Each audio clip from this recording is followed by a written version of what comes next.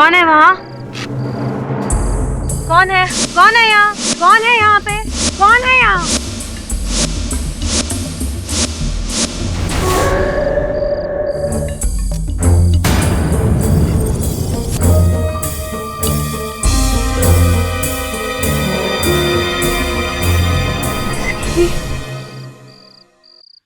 सिकंदर कहाँ है तू? सामने आ। आखिर तूने अपनी औकात दिखाई ही दी ना सिकंदर। सिकंदर क्या हुआ राधा? ये देखो। राधा चिल्लाओ मत, शो चल रहा है। आपको अपने शो की पड़ी है। 1000 बार मना कर चुकी हूँ सिकंदर को, तब भी वो मेरे पीछे आ रहा है। आज तो उसने हद कर दी। वो मेरे टेंट के अंदर झांक रहा था। क्या? सिकंदर ने ऐसा किया? मेरे सामने लाओ उसे।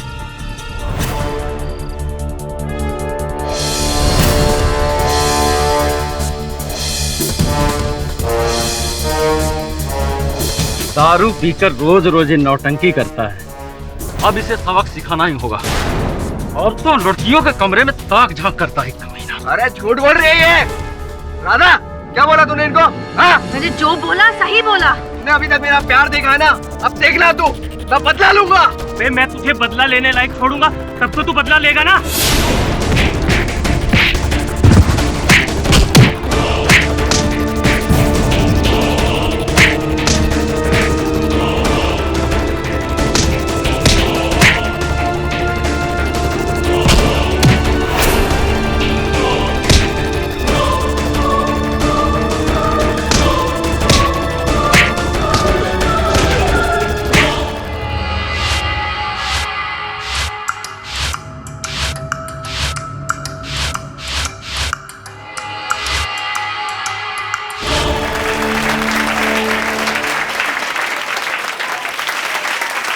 ये जोरदार तालियां इस हमारे कलाकार के लिए।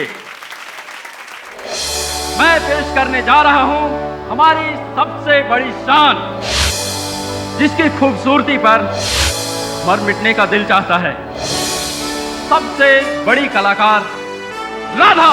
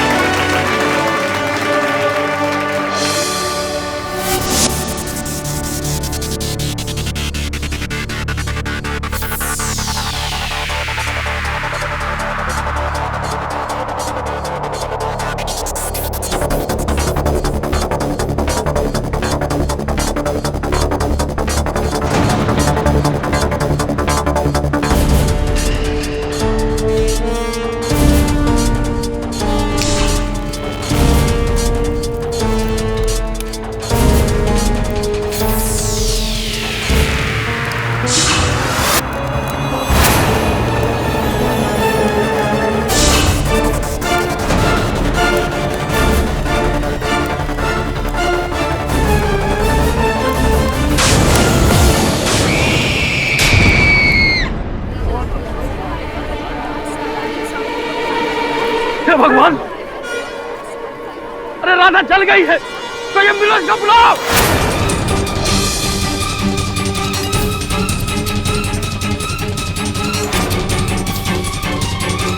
अब बुलाने से कोई फायदा नहीं। केडी साहब, प्लीज मैं आपके आगे हाथ जोड़ती हूँ, मेरे सिकंदर को बचा लीजिए। अच्छा, आपका सिकंदर? केडी सर, सिकंदर बिल्कुल निर्दोष है। उसको फंसाया गया है सर, सिर्फ इस बिना पे कि सिकंदर ने राधा को मारने की धमकी दी थी। पुलिस उसको उसका हथियारा समझ रही है। किस कारणवश धमकी दी थी सिकंदर जी ने? सर, क्योंकि राधा ने उस पे झूठा इल्जाम लगाया था कि जब वो तैयार हो रही थी तो सिकंदर झांक रहा था। आज तो उसने हद कर दी। वो मेरे टेंट के अंदर झांक रहा था, जिसकी वजह से गुस्से में आके सिकंदर ने राधा को बहुत भला बुरा कह दिया था। तूने अभी तक मेरा प्यार देखा है ना, अब देखना तू, मैं बदला लूंगा। विचित्र बात है कि आप एक ऐसे व्यक्ति का साथ दे रही हैं जो महिला के कक्ष में ताक झांक करता है। नहीं सर, सिकंदर ऐसा नहीं है। मैं उसे बचपन से जानती हूँ और इसीलिए उसका साथ दे रही हूँ। सर, राधा शो की स्टार थी। उसकी मौत की वजह से तमाशा कंपनी बंद हो जाएगी, इसलिए ये लोग सब गुस्से में आके सिकंदर के ऊपर इल्जाम डाल रहे हैं। तो किस प्रकार से राधा जी स्टार बनी, कैसे करतब दिखाती थी? सर, राधा आग का खतरनाक करतब दिखाया करती थी जो लोगों को बहुत पसंद आता था। और आप क्या करती हैं? मतलब किस प्रकार के करतब करती हैं? सर, मैं रस्सी पे चलने का करतब दिखाती हूँ। केली सर, मैं आपके आगे हाथ जोड़ रही हूँ, आप प्लीज सिकंदर को बचा लीजिए। देखिए, आप हाथ मत जोड़िए, मैं मिल लेता हूँ सिकंदर से जाकर। तो तुम उस तमाशे की कंपनी में क्या तुम भी करतब करते हो? नहीं सर, मैं ड्राइवर था। सुना है कि राधा जी के साथ कोई विवाद चल रहा था, तुम्हारा अनबन चल रही थी, किस कारण से था ये? विवाद नहीं था सर, मैं तो राधा से प्यार करता था, लेकिन वो थी कि मुझे अपनाने के लिए तैयार ही नहीं थी। लेकिन मैंने उसकी हत्या नहीं की साहब, और मुझे जिंदगी भर इसी बात का अफसोस भी रहेगा। उसके साथ जो कुछ भी हुआ वो बिल्कुल सही हुआ, होना ही चाहिए था। अच्छा, तुम्हारे इस नेक सोच के बारे में आगे चर्चा करते हैं। ये बताओ कि वो जो दूसरी लड़की है, क्या नाम है, गुल, उसके साथ भी संबंध है तुम्हारा? किस प्रकार का संबंध है? साहब, मैं और गुल बचपन के दोस्त हैं, हम लोग एक ही मोहल्ले में रहते थे। वो काफ़ी ख्याल रखती है मेरा, और इस कंपनी में नौकरी भी मुझे गुल ने ही दिलवाई थी। अगर तुम निर्दोष हो तो मैं तुम्हें बचा लूंगा, लेकिन अगर तुम मुझसे झूठ बोल रहे हो और मैंने ये पाया कि तुम दोषी हो, तो तुम्हें आजीवन कारावास से कोई नहीं बचा पाए। समझ रहे हो तुम मेरी बात? जी। योर ऑनर, आज के समय में प्यार के मायने बदल चुके हैं। प्यार में लोग इतना अंधा हो जाते हैं कि प्यार में नकारे जाने पर अपने प्यार को नुकसान पहुंचाने के लिए भी ये लोग बिल्कुल सोचते नहीं हैं। और ऐसे कई वाकये हमारे सामने आजकल बहुत आ रहे हैं। ये सिकंदर है, तमाशा करने वाली एक कंपनी में ये ड्राइवर की नौकरी करता है, और उसी कंपनी की एक लड़की राधा, जिसकी हत्या का आरोप इस पर है, जिसे ये एक तरफा प्यार करता था। हत्या की शाम को सिकंदर राधा को कपड़े तैयार होते हुए झांक रहा था।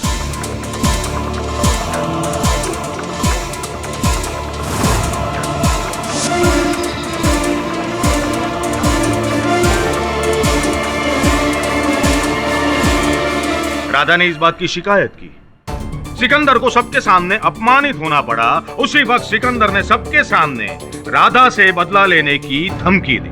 अभी तक मेरा प्यार देखा है ना, अब देखना तू, मैं बदला लूंगा। उसी शाम को एक तमाशा करते वक्त हादसे के रूप में राधा की हत्या हो गई। योर ऑनर, जिस घटना को हादसे की शक्ल दी गई है, दरअसल वो हादसा नहीं बल्कि एक सोची समझी साजिश है जो इस सिकंदर ने रची थी।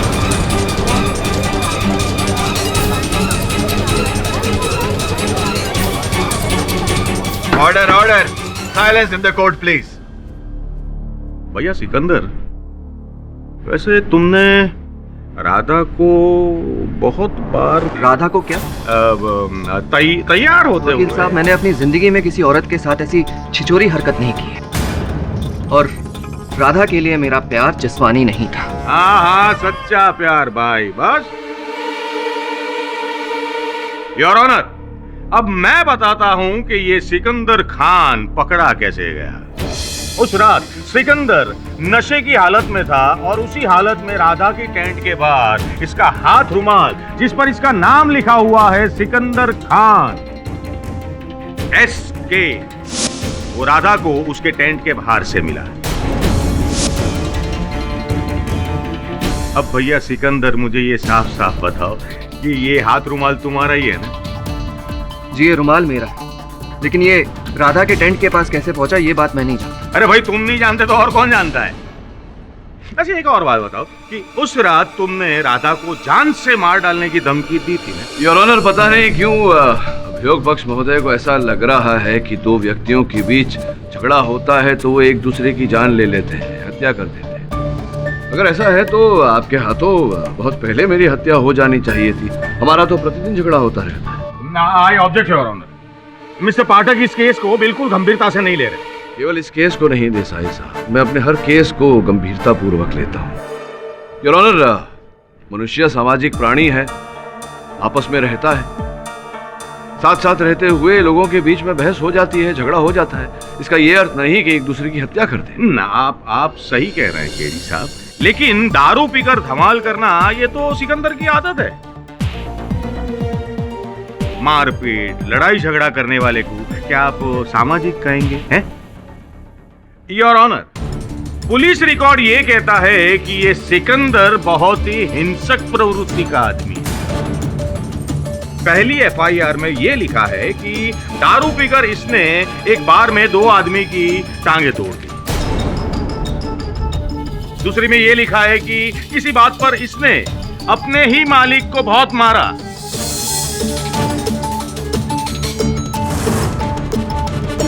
देसाई साहब, मैं मानता हूं कि एक समय पर सिकंदर गुंडा था, लेकिन वो पुरानी बात है। पुरानी कहानी दोहरा के कोई लाभ तो है नहीं। क्या आपके पास कोई ऐसा साक्षी है या साक्ष्य है जिससे यह प्रमाणित हो कि सिकंदर ने हत्या की है या हत्या करने का प्रयास भी किया? देखिए पाठक साहब, इस वक्त तो मेरे पास कोई सबूत नहीं है। इनके पास कोई सबूत नहीं है? नहीं।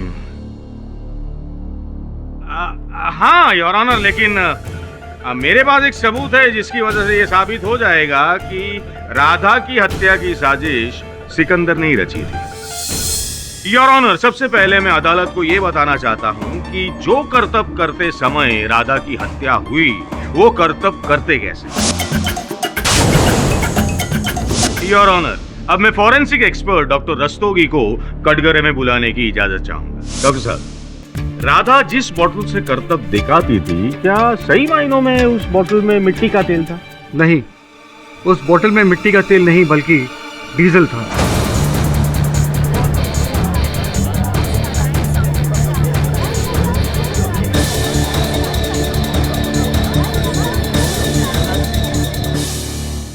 अच्छा डॉक्टर साहब, मैंने ये भी सुना है कि डीजल का इस्तेमाल करने से वो जो आग का गोला बनता है वो बहुत बड़ा बन जाता है। जी हाँ, आपकी बात बिल्कुल सही है ना? और ये भी सुना है कि डीजल का उपयोग करने से बहुत बड़ा विस्फोट यानी कि धमाका भी हो सकता है। हाँ, विस्फोट होने की संभावना हो सकती है क्योंकि मिट्टी के तेल से डीजल ज्यादा ज्वलनशील होता है। पर अब सवाल ये उठता है डॉक्टर साहब कि वहाँ डीजल आया कैसे, क्योंकि जहाँ पे ये तमाशा शो कर रहे थे वहां से पेट्रोल पंप तो बहुत दूर है। तो योर ऑनर, अब मैं बताता हूं कि डीजल आया कहां से। डीजल उस वैन से आया जिस वैन में पूरी टीम ट्रैवल करती थी और जिस वैन का ड्राइवर सिकंदर था।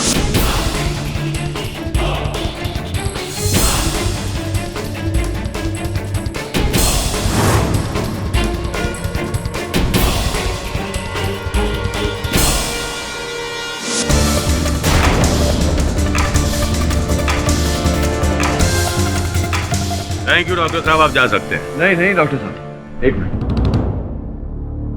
डॉक्टर साहब, ये बताइए कि जिस बोतल की बात आप कर रहे थे, क्या उस बोतल पर से सिकंदर की उंगलियों के छाप प्राप्त हुए हैं? अच्छा केडी साहब, तो अब इस बात पर आप बहस करना चाहते हैं?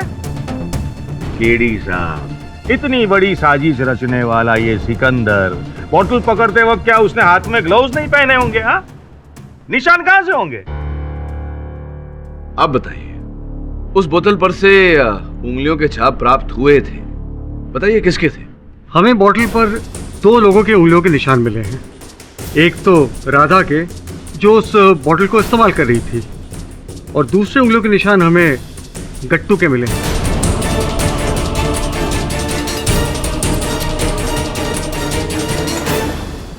योर ऑनर, गट्टू जो उसी कंपनी में काम करता है जिस कर्तव्य को करते समय राधा के साथ ये दुर्घटना घटी, उस कर्तव्य से सिकंदर से गट्टू परिचित, उसे मैं कटघरे में बुलाने की अनुमति चाहता। तो गट्टू जी, उस कंपनी में क्या करते हैं आप, क्या काम करते हैं? कर्तव्य के दौरान उपयोग में लाई जाने वाली चीजों की जिम्मेदारी मेरे ऊपर है। अच्छा, तो ये आग का जो करतब था जिसे करते समय राधा के साथ दुर्घटना घटी, उसमें जो सामान उपयोग में लाया जाता है उसकी व्यवस्था भी आप ही करते हैं।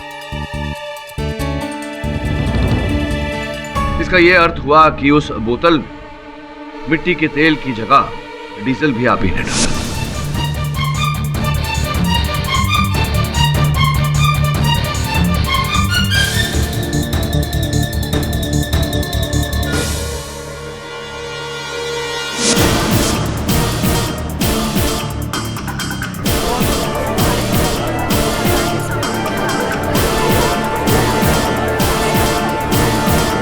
योर ऑनर, अगर राधा की हत्या का कारण उस बोतल में मिट्टी के तेल के स्थान पर डीजल का होना है तो फिर दोषी गट्टू है योर ऑनर, सिकंदर नहीं।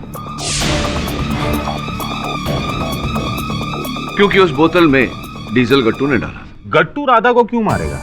राधा को मारने में उसका क्या फायदा? केडी साहब, बेवजह किसी को कोई मारता नहीं है। देसाई साहब, कारण है गट्टू के पास राधा की हत्या करने का। योर ऑनर, वास्तविकता में गट्टू राधा को मारना नहीं चाहता था। राधा के साथ कोई मनमुटाव नहीं था इनका। ये किसी और से बदला लेने के लिए इन्होंने राधा को मोहरा बनाया। हाँ, क्यों गट्टू, सही कह रहा हूँ? केडी साहब, आप क्या बोल रहे हो? आपको पता है कुछ? जी जी, मैं जानता हूँ मैं क्या कह रहा हूँ। मैं ये कह रहा हूँ देसाई साहब की हत्या बदला की मंशा से की गई।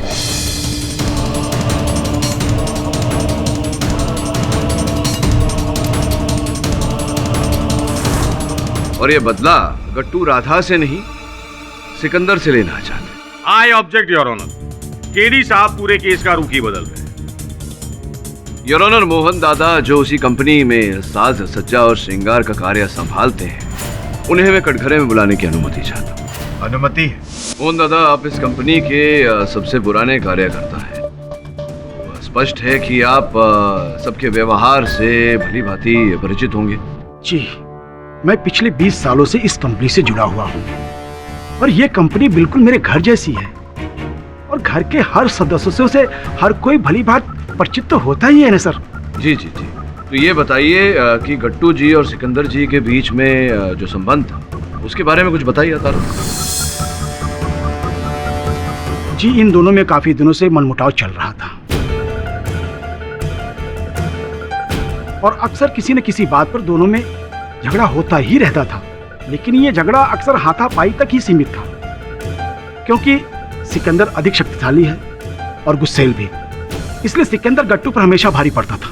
तो इन दोनों के बीच अंतिम बार हाथापाई कब हुई थी, याद है आपको, स्मरण है? जिस दिन राधा के साथ ये हादसा हुआ उससे एक दिन पहले सिकंदर और गट्टू में बहुत बुरी तरह से लड़ाई हुई थी।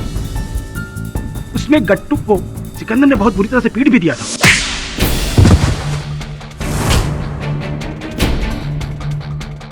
किसी ने भी बीच बचाव करने की हिम्मत नहीं थी क्योंकि हर कोई सिकंदर के गुस्से को अच्छी तरह से जानता था।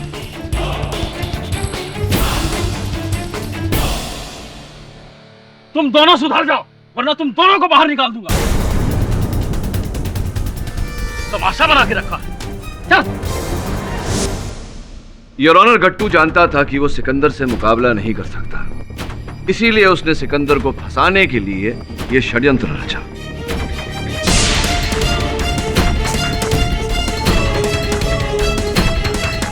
सिकंदर ने राधा को जान से मार देने की धमकी दी थी और इसी बात का लाभ उठाते हुए गट्टू ने राधा को मारने की योजना बनाई। उसने उस बोतल में से मिट्टी का तेल निकालकर उसमें डीजल डाला। जज साहब, ये झूठ है। मैंने बोतल में मिट्टी की तेल की जगह ऑर्डर ऑर्डर, आपको जो कुछ भी कहना है कटघरे में आके कहिए। मैंने बोतल में मिट्टी के तेल की जगह डीजल जरूर भरा था, लेकिन मैंने राधा का खून नहीं किया। जज साहब, उस दिन अचानक से मिट्टी का तेल खत्म हो गया और करतब दिखाना जरूरी था, इसलिए मैंने ये सब किया और मैंने राधा को सब कुछ सच बता दिया था। आपको क्या लगता है, जब राधा ने डीजल मुंह में डाला होगा तो क्या उसे पता नहीं चला होगा? वो चाहती तो करतब दिखाने से मना भी कर सकती थी। और जज साहब, उसके लिए कोई नई बात नहीं थी। आज से पहले भी वो कई बार ये सब कर चुकी थी।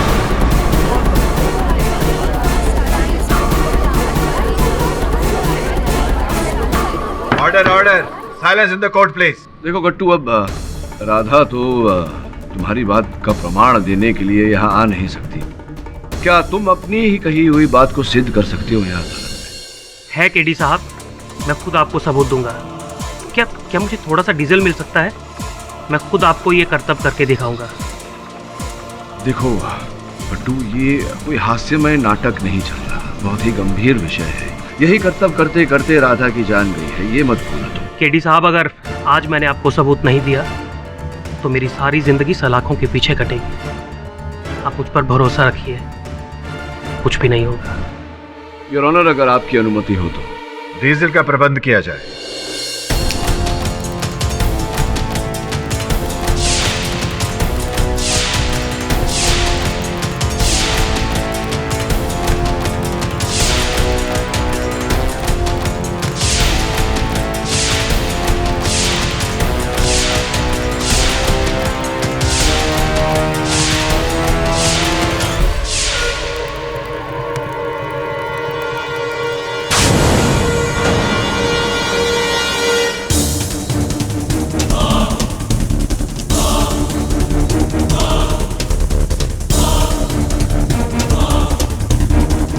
केडी साहब, अब तो आपको विश्वास हो गया ना कि ये करतब करने से कोई मरता नहीं। मैंने तो ये सब राधा जी को देख देख कर सीखा है। राधा जी तो इस करतब में एक्सपर्ट थी, उन्हें कुछ कैसे हो सकता था? इस अदालत में यह साबित हो चुका है कि मिट्टी के तेल की जगह डीजल का प्रयोग करने से कोई भी जानलेवा हादसा नहीं हो सकता है। इसलिए इस अदालत को जब तक हादसे के सही वजह मालूम नहीं होते, तब तक यह अदालत कोई भी निर्णय नहीं ले सकती है। मैं कल तक के लिए अदालत को बर्खास्त करता हूं। क्यों तुमने मुझे सिकंदर की सच्चाई से अनजान रखा? क्यों नहीं बताया कि वो हिंसक प्रवृत्ति का व्यक्ति है, उसके विरुद्ध एफआईआर दर्ज है पुलिस में? ये सब बताना चाहिए था तुम्हें। केडी सर, मैं सिर्फ इतना जानती हूँ कि सिकंदर ने राधा का खून नहीं किया। हाँ, वो थोड़ा गुस्सैल है, लेकिन मैं उसे बचपन से जानती हूँ, वो किसी का खून नहीं कर सकता। सर प्लीज आप मेरी बात का यकीन करिए। एक्सक्यूज मी सर, ये टेंट के अंदर की तस्वीर है। सर, हादसे के बाद पुलिस ने टेंट को सील कर दिया था, इसलिए टेंट वैसा ही है जैसे उस रात था। सर, मुझे उस टेंट में कुछ नहीं मिला, इसलिए ये तस्वीरें मैंने खींच ली। क्या हुआ सर? आइए, ओके, सब ठीक है? एक और वो लड़की गुल है जो सिकंदर से इस हद तक प्रेम करती है कि उसको बचाने का हर प्रयास कर रही है। यानी कि प्रेम एक जीवन बचाने का प्रयास कर रहा है। तो दूसरी ओर सिकंदर है जो राधा से प्रेम करता था, जिस पर राधा की हत्या का आरोप है। यानी कि प्रेम के चलते हत्या का आरोप। बहुत बड़ी गुत्थी हो रही है। सर, अब हमें क्या करना होगा? करना क्या होगा ये तो तभी पता चलेगा जब ये पता चलेगा कि राधा की मृत्यु का कारण क्या है, जो हमें सिर्फ डॉक्टर रस्तोगी बता सकते हैं।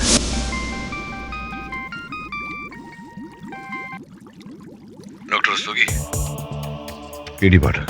केडी, दुर्घटना होने के कारण का पता कर पाना इम्पॉसिबल है। राधा के पार्थिव शरीर का अंतिम संस्कार हो चुका है। अब मैं कुछ नहीं कर सकता। वरुण, मैं राधा के माता पिता से मिलना चाहता हूँ। केडी साहब, घर की सारी जिम्मेदारियां मेरी बेटी राधा पर थी, इसलिए उसने शादी नहीं की। उसके जाने के बाद तो हम लोग सड़क पर आ गए। केडी साहब,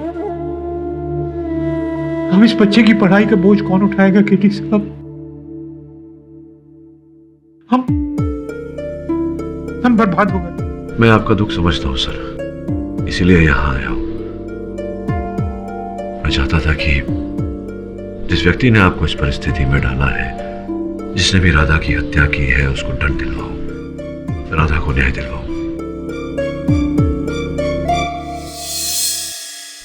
आपने अभी तक राधा जी की अस्थियों का विसर्जन नहीं किया? बस उसी के लिए हम लोग हरिद्वार जाने की तैयारियां कर रहे हैं। सर, क्षमा चाहता हूं, संकोच हो रहा है मुझे भी पूछते हुए। क्या मैं इन अस्थियों को जांच के लिए ले जा सकता हूं? मैं समझता हूं कि आपको विचित्र लग रहा होगा। इसके पीछे कारण यह है कि राधा जी की मृत्यु का कारण अभी तक हम पता नहीं लगा पाए, इसीलिए जांच के लिए ले जाना चाहता हूं। हो सकता है फोरेंसिक्स से कोई सुराग निकल आए। हमारी बेटी तो चली गई, अब किसी को सजा मिले या ना मिले इससे कुछ फर्क नहीं पड़ता है। इससे हमारी बेटी वापस आने वाली तो नहीं है। पाठक जी, हमें हमारे हाल पे छोड़ दीजिए, हमें कोई न्याय वह नहीं चाहिए। क्या आप राधा के हत्यारे को यूं ही जाने देंगे? जितनी पीड़ा आपको और आपके परिवार को हो रही है, उतनी ही पीड़ा उस व्यक्ति को हो रही है जो निर्दोष है, लेकिन उसे दोषी करार दिया गया है। आरोप लगाया गया है उस पर राधा की हत्या का। क्या सच तक पहुंचने का आप मुझे अवसर नहीं देंगे?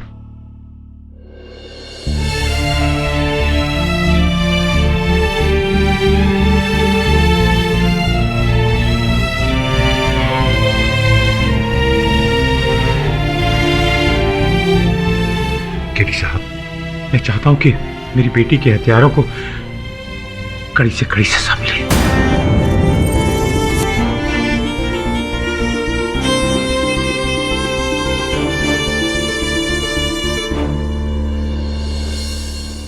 केडी साहब,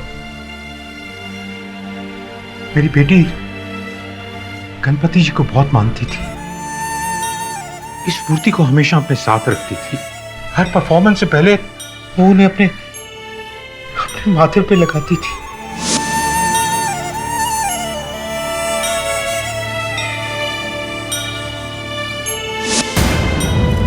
लेकिन गणपति जी भी उससे नहीं बचा पाए।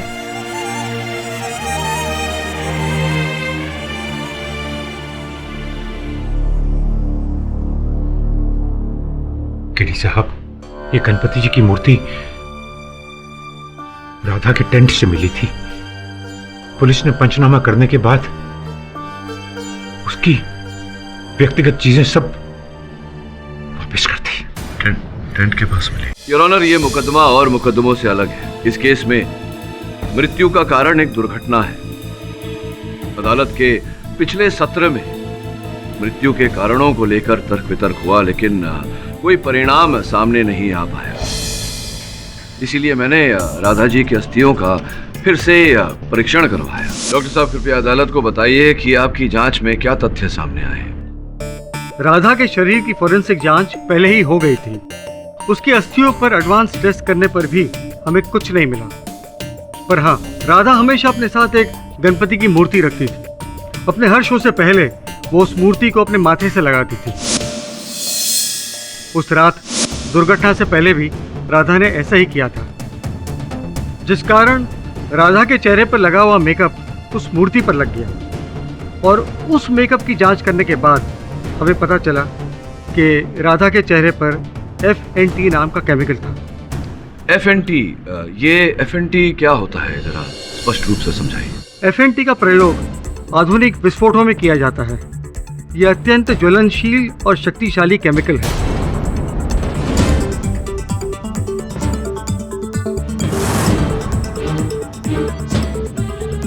आग के कारण राधा के शरीर में सबसे ज्यादा नुकसान उसके चेहरे को पहुंचा था। इस आधार पर हम ये कह सकते हैं कि उसके चेहरे पर ये FNT केमिकल लगा हुआ था। ऑब्जेक्शन योर ऑनर, ये FNT या जो भी केमिकल है, तो प्रश्न ये है कि ये राधा के चेहरे तक पहुंचा कैसे? अभी अदालत के सामने गुड्डू ने जो करतब करके दिखाया, जो उसके कहने के मुताबिक वो राधा जितना एक्सपर्ट नहीं है, फिर भी उसके चेहरे या शरीर के किसी भी अंग पर आग नहीं लगी, तो प्रश्न ये है कि ये आग राधा के चेहरे तक पहुंची कैसे? योर ऑनर, मैं जानता था कि अदालत में यह प्रश्न अवश्य उठेगा, और इस प्रश्न का उत्तर मैं एक प्रयोग द्वारा देना चाहूंगा। Permission granted.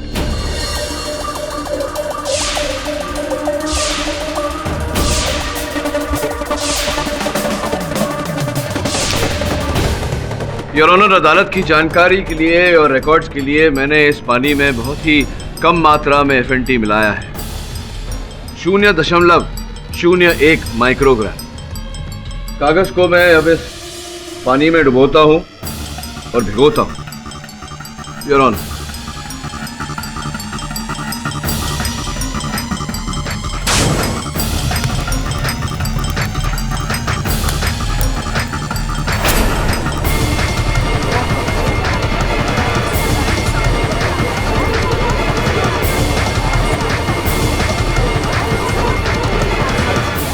Order, silence in the court please. Your honour, doctor साहब अब इस थ्योरी को विस्तार में समझाएंगे। डॉक्टर साहब प्लीज। FNT एक ऐसा ज्वलनशील केमिकल है जिसे आग के सीधे संपर्क में आने की जरूरत नहीं है। इसे जलने के लिए 60 डिग्री टेम्परेचर की जरूरत होती है। योर ऑनर, जिस समय राधा करतब दिखा रही थी उसके आसपास का तापमान अधिक बढ़ गया था। तापमान 60 डिग्री के ऊपर जाते ही राधा के चेहरे ने आग पकड़ ली, क्योंकि उसके चेहरे पर अधिक मात्रा में ये रसायन लगा था। अभी अभी आपने इस प्रयोग में देखा कि इतनी कम मात्रा में भी ये रसायन कितना खतरनाक हो सकता है। डॉक्टर रस्तोगी, ये केमिकल इतना खतरनाक है तो फिर ये मुलजिम के पास पहुंचा कैसे? भाई ऐसा तो नहीं है कि ये सब्जी की तरह है कि मार्केट में कहीं भी मिल जाए, है? आप ठीक कह रहे हैं, पर ये हमारा दुर्भाग्य है कि काले बाजार में इस तरह की घातक चीज उपलब्ध है और थोड़े से ज्यादा दाम देने पर ये किसी को भी आसानी से मिल सकती है। योर ऑनर, प्रश्न ये उठता है कि राधा जी के मुख पर ये FNT आया कैसे, पहुंचा कैसे? अब स्वयं तो वो इतना ज्वलनशील पदार्थ अपने मुख पर लगाएगी नहीं।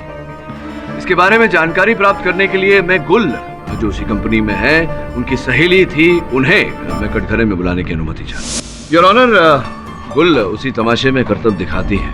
राधा जी के करतब इनके करतब से जरा विपरीत है। जहां राधा जी आग से खेलती थी वहां गुल रस्सी पर चलती है।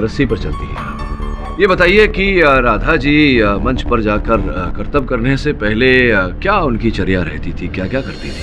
खुद को तैयार करने में वो सबसे ज्यादा समय लगाया करती थी। फिर उसके बाद अपने बाल अच्छे से बांध दिया करती थी। फिर स्टेज पे जाके परफॉर्मेंस देती थी। लेकिन हाँ, उससे पहले वो अपना मेकअप बहुत अच्छे से करती थी। सबसे ज्यादा समय ही वो मेकअप में लगाया करती थी। सबसे अधिक समय योर ऑनर राधा जी को श्रृंगार करने में लगता था। उनके कक्ष से हमने उनका मेकअप का सामान प्राप्त किया, जिसके फोरेंसिक्स जांच के बाद ये पता चला है कि भारी मात्रा में उसमें FNT रसायन मिला हुआ था। योर ऑनर, फोरेंसिक्स की रिपोर्ट आपकी मेज पर है।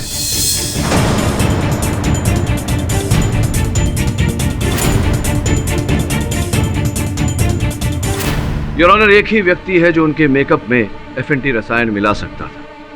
मैं मोहन दादा को एक बार फिर से कटघरे में बुलाने की अनुमति चाहता हूं। राधा जी के साथ आपका जो संबंध था उसके बारे में जरा अदालत को बताइए। केडी सर, मैं केवल सिर्फ और सिर्फ अपने काम पर ध्यान देता हूं। मुझे किसी से भी किसी प्रकार का संबंध स्थापित करने में कोई दिलचस्पी नहीं है। मैं पिछले 20 सालों से इस कंपनी में काम कर रहा हूं और इन 20 सालों में इस कंपनी में ना तो कोई मेरा दोस्त है और ना ही कोई मेरा दुश्मन। इस बारे में आप मेरे कंपनी के लोगों से बातचीत कर सकते हैं। हाँ, लेकिन जब आप काम करते हैं दूसरे लोगों के साथ तो काम के विषय में तो वार्तालाप होती है, उनके साथ होती है ना? जैसा कि होना चाहिए बस। तो राधा जी के साथ आपकी क्या वार्तालाप होती थी?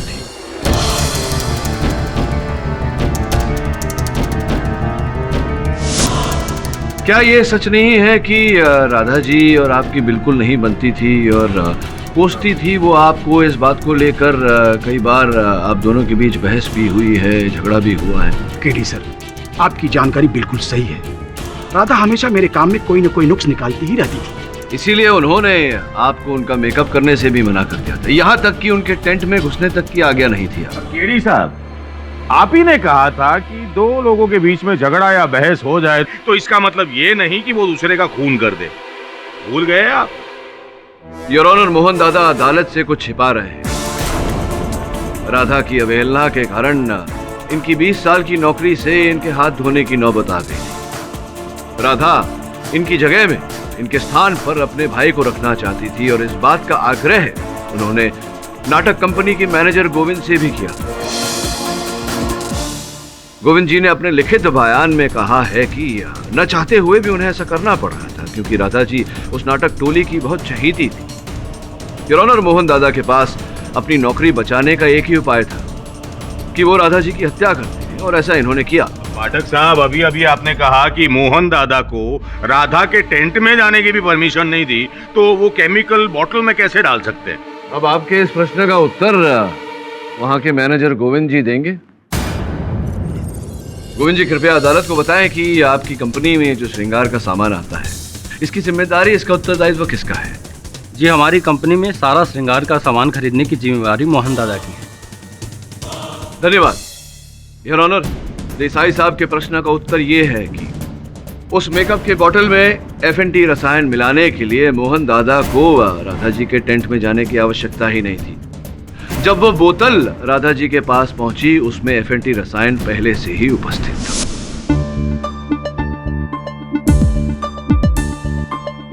अबे, ये मेकअप का सामान राधा के टेंट में रख दो। योर ऑनर, मोहन दादा ने अपना काम बहुत ही सफाई से किया, इतनी सफाई से कि हर किसी को लगे कि राधा जी की मृत्यु एक दुर्घटना से हुई।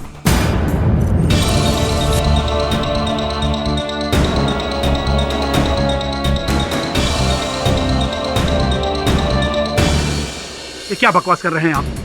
मैंने किसी को नहीं मारा है। आपको ऐसा इसलिए लग रहा है क्योंकि राधा की वजह से मेरी नौकरी जा रही थी, इसलिए आप समझ रहे हैं कि मैंने राधा की हत्या कर दी। और आपको मैं ये बता दूं कि मुझे एक अच्छी नौकरी मिल गई है, जो मैं अगले हफ्ते ज्वाइन करूंगा। योर ऑनर, मुझे एक टीवी सीरियल बनाने वाली कंपनी में काम मिल गया है। आप कहें तो मैं उनका एग्रीमेंट लेटर और उनका अपॉइंटमेंट लेटर आपको दिखा सकता हूं। और ये काम मुझे राधा की मौत से कई दिन पहले ही मिल चुका था। मैं तो बस केवल ये तमाशा खत्म होने का इंतजार कर रहा था, और इस विषय में मैं गोविंद जी से भी बात करने वाला था। केटी साहब, एक टीवी शो में काम करना और एक तमाशा कंपनी में काम करने से कहीं अधिक सम्मानजनक है। और जिंदगी में मुझे पहली बार यह सुनहरा मौका दिया है अपना जीवन संवारने के लिए। अब ऐसी हालत में आप ही बताइए, मैं कैसे किसी का खून कर सकता हूं? केटी साहब, मैंने आपका बहुत नाम सुना था और आपके प्रति मेरे मन में बहुत इज्जत थी। मैं आपसे माफी चाहता हूं कि आज आपकी समय बिल्कुल गलत है, मतलब गलत है। मैंने किसी का खून नहीं किया है। योर ऑनर, केडी साहब फिर से एक बार हत्या का कारण साबित करने में असफल रहे। अगर ऐसा ही चलता रहा तो अदालत कोई नतीजे पर पहुंच ही नहीं पाएगी, है ना?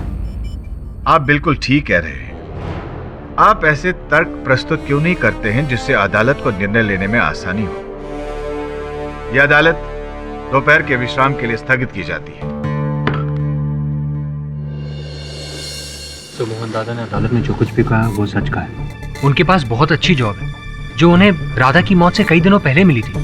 हाँ, मैं समझ गया हूँ वरुण की मेरे मन में मोहन दादा के लिए जो धारणा थी वो गलत थी। लेकिन मोहन दादा नहीं है तो कौन है? कौन है वो व्यक्ति जिसके पास अवसर था राधा के टेंट में जा करके उनके श्रृंगार के सामान में वो रसायन मिलाने का? वो राधा के टेंट की तस्वीर है फाइल में? जी हाँ।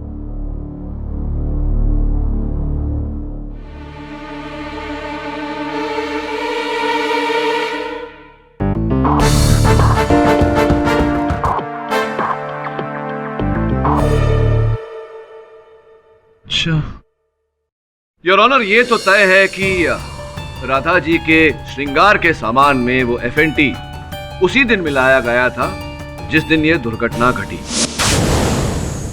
उस दिन के घटना क्रमांक को एक बार फिर से दोहराते हैं। टेंट में तैयार हो रही राधा जी को यह आभास हुआ कि कोई उन्हें तैयार होता हुआ देख रहा है।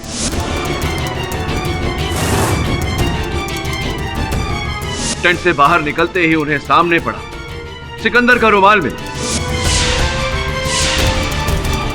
सिकंदर बेचारा पकड़ा गया, हाथापाई हुई और सिकंदर ने राधा को जान से मार देने की धमकी दी। इसके पश्चात राधा जी मंच पर चली गई अपना प्रदर्शन करने। जिस समय उनके मुख पर लगे FNT ने आग पकड़ी और इस दुर्घटना में उनकी मृत्यु हो गई। अब प्रश्न ये उठता है योर ऑनर कि उनके मेकअप के सामान में, उनके श्रृंगार के सामान में वो FNT कब और कैसे पहुंचाया गया? हाँ हाँ पाठक साहब, मैं भी जानना चाहूंगा। केवल आप ही के लिए इस प्रश्न का उत्तर दे रहा हूं देसाई साहब। योर ऑनर, राधा जी के श्रृंगार के सामान में FNT तब पहुंचाया गया जब सब राधा जी के टेंट के बाहर थे और बाहर सिकंदर की पिटाई हो रही थी। स्पष्ट है कि अगर बाहर सिकंदर की पिटाई हो रही थी तो सिकंदर टेंट में नहीं जा सकता था। अगर सिकंदर नहीं था और कौन था यार?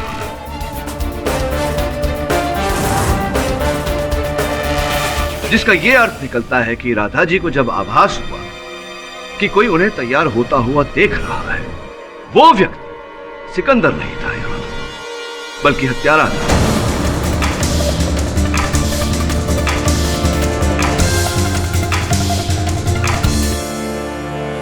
योर ऑनर, वो कौन हो सकता है जिसके पास सिकंदर के रुमाल जैसी व्यक्तिगत चीज रही हो?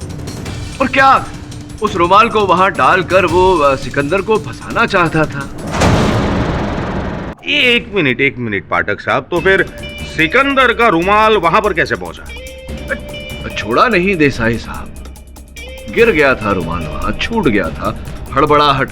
अच्छा, मतलब हत्यारा सिकंदर से प्यार करता था, जो उसका हाथ रुमाल जिसे आपने व्यक्तिगत वस्तु कहा था, उसको लेकर हत्या का प्रयास करने आया था, है? क्या बात है देसाई साहब, उचित बात कही है आपने। जी नहीं, हत्यारा सिकंदर से प्यार करता था। क्षमा चाहता हूं योर ऑनर, प्यार करती थी। योर ऑनर, एक स्मृति चिन्ह के रूप में, एक सुवेनियर के रूप में हत्यारे ने इनका रुमाल, सिकंदर का रुमाल अपने पास रखा था। योर ऑनर, जिस समय राधा जी अपने टेंट से बाहर आई और शोर मचाना शुरू किया, उसी समय हत्यारा राधा जी के टेंट में गया और उनके श्रृंगार के बोतल में FNT मिलाई। ये कुछ चित्र है राधा जी के मृत्यु के बाद लिए गए उनके टेंट के चित्र है योर ऑनर। योर ऑनर, अक्सर कहा जाता है कि हत्यारा कोई न कोई सुराग अवश्य छोड़ जाता है। इन दृश्यों को आप अगर ध्यान से देखें तो देखेंगे कि टेंट के द्वार पर वेलक्रो लगा हुआ है योर ऑनर, और उस वेलक्रो पर एक महिला के बाल लगे हुए। योर ऑनर, इस चित्र को देखने से पता चलता है कि जो बाल वहां वेलक्रो में लगे हुए हैं वो बिल्कुल सीधे बाल हैं। राधा जी के बाल घुंघरेले थे योर ऑनर। उस कंपनी में 2 ही महिलाएं थी, राधा जी और गुल। गुल, मैं जानता हूं कि आप बहाने बना सकती हैं कि वो बाल मेरे नहीं हैं, वो बाल कभी और लगे होंगे, लेकिन ऐसा कहने से पहले, बहाने बनाने से पहले मैं आपको बता देना चाहता हूं कि आपके बाल टेंट के उस द्वार से निकाल के फोरेंसिक्स की जांच के लिए भेज दिए गए हैं। प्रिलिमिनरी रिपोर्ट ये कहती है कि वो बाल आप ही के। दूसरी बात, वो टेंट नया नया आया था वहां, और जब से वो टेंट वहां लगा था, क्योंकि आपकी राधा जी के साथ बनती नहीं थी, आपको उस टेंट में जाने की अनुमति नहीं थी। जब आप टेंट के अंदर ही नहीं थे तो बाहर निकलते वक्त आपके बाल वहां कैसे लग सकते हैं? कहना चाहती हैं आप कुछ न्यायाधीश महोदय?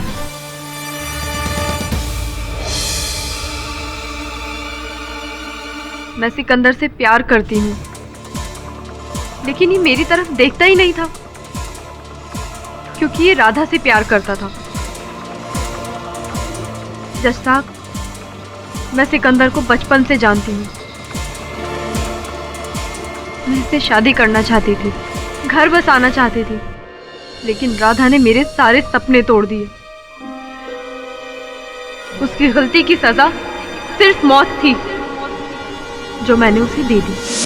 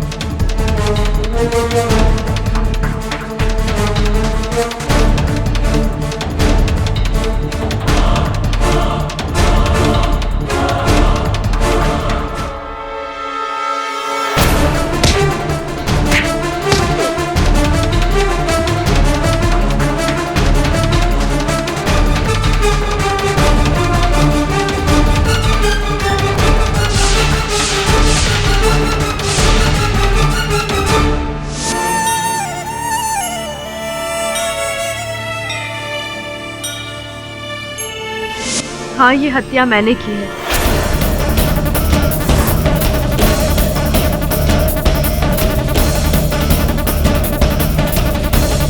सिकंदर निर्दोष है। The defence, rest your. तमाम गवाहों और सबूतों को मद्देनजर रखते हुए यह अदालत गुल को राधा की हत्या में दोषी पाते हुए उम्र कैद की सजा सुनाती है और सिकंदर को बाइज्जत बरी करती है। Case is closed.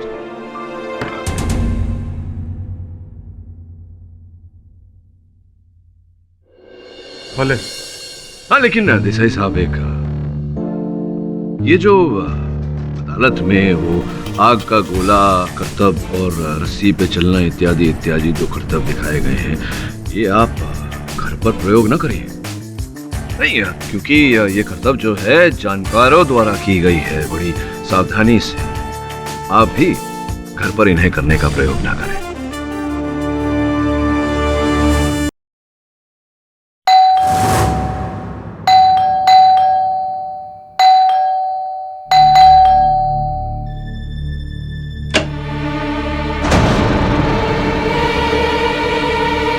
कितनी देर से घंटी मार रहा हूं, दरवाजा क्यों नहीं खोला? वो मैं किचन में आइंदा से 1 घंटी, सिर्फ 1 घंटी बजाऊंगा। अगर दरवाजा नहीं खोला तो अभी बैग तो ठीक से पकड़। अरे आप खड़ी खड़ी मेरा मुंह क्या देख रही है? बैग रखो, जाकर पानी लेके आ मेरे लिए। सब दिमाग खराब करके रखती, काम की ना काज की। शाले, शाले, अरे ठीक से घर नहीं संभाल सकते क्या आप? अरे यार, कितना टाइम हो गया, मुझे लगता है आज तो आधा मैच निकल गया होगा। देखिए भाई, कितने रन बनाए। सुकून से मैच देखनी चाहिए अभी। हाँ, मारो मारो मारो मारो। ये चौका, शाबाश शाबाश शाबाश। एक और चौका, मारो मारो मेरे शेरों, शाबाश। खाना तैयार। आउट। मूड खराब कर दिया ना पूरा।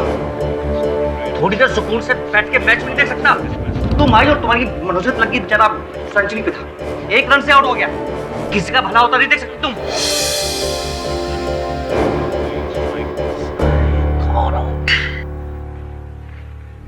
मैंने सोचा खाना तैयार था तो परोस देती, फिर बर्तन साफ कर लेते। आराम करना है? दिन भर क्या करती हो तुम? दिन भर आराम कर करके तुम्हारा जी नहीं भरता? एक दिन आदमी घर पे जल्दी आ गया, थोड़ी देर सुकून से टीवी देख लिया तो तुम्हारे कलेजे में जन्म बच गई। अरे तुम तो बैठी रहती हो यहाँ पर आराम से घर में। अरे तुमको क्या पता आदमी कितना काम करता है बाहर गधे की तरह, तब जाके 4 पैसे आते हैं। अब मेरा मुंह क्या देख रही हो? बताओ ना, क्या बना है खाने में? आलू की सब्जी। आलू की?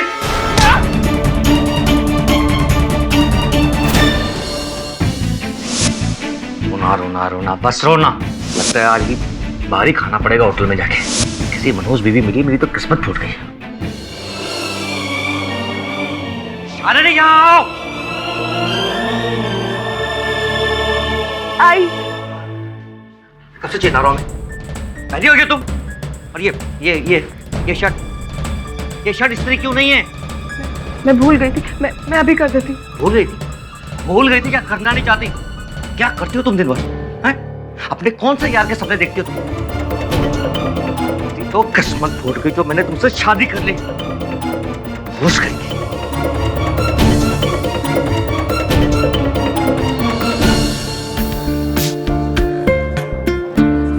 क्या तू मुझे धमकी दे रहा है? मुझे?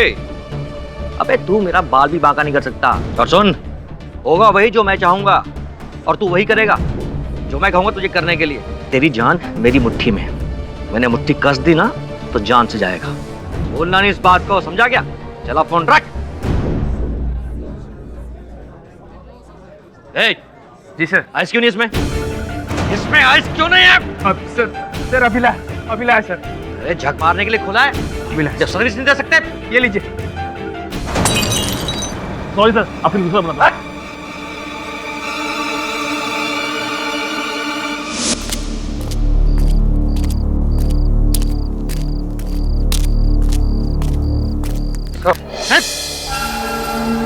सब बहुत भूख लगी है सब, कुछ पैसा दे दो साहब। अरे भिखारी, तुझे इस पार्किंग लॉट में आने किसने दिया? अबे हट, तो मार खाएगा, हट। भिखारी कहां से चले आते हैं?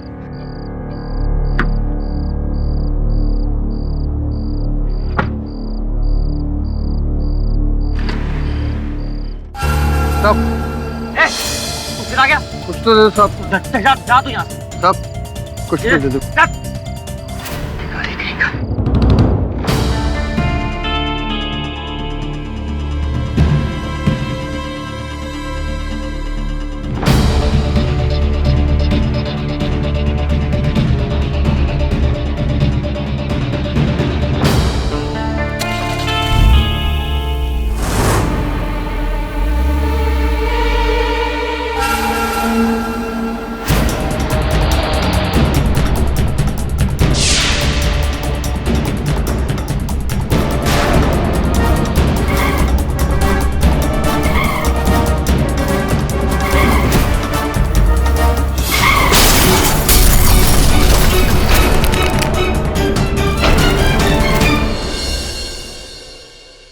जी सर। अरे आइए वरुण सर, 12 बजे ऑफिस आ रहे हैं? क्या बात है, आपके चेहरे पर 12 क्यों बजा हुआ है? सर मैं आपसे किसी को मिलवाना चाहता हूँ, मेरे स्कूल के मास्टर जी आए। आई सर। नमस्कार। नमस्कार sir, Bhagirath Desai sir, KD sir. आइए, बिराजिए ना।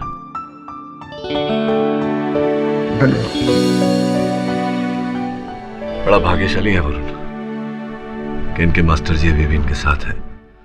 बरसों से मैं अपने मास्टर जी को खोजने का प्रयास कर रहा हूँ, पर दुर्भाग्यवश मिले नहीं। चाहे नहीं बेटा, रहने दो। मैं आपसे मदद मांगने आया हूँ। जी कहिए ना, क्या कर सकता हूँ? एक्चुअली मास्टर जी गुजरात के जामरावल गांव से आए। इनकी बेटी शालिनी जी पर उनके पति हेमंत त्रिवेदी के खून का इल्जाम लगाया गया है।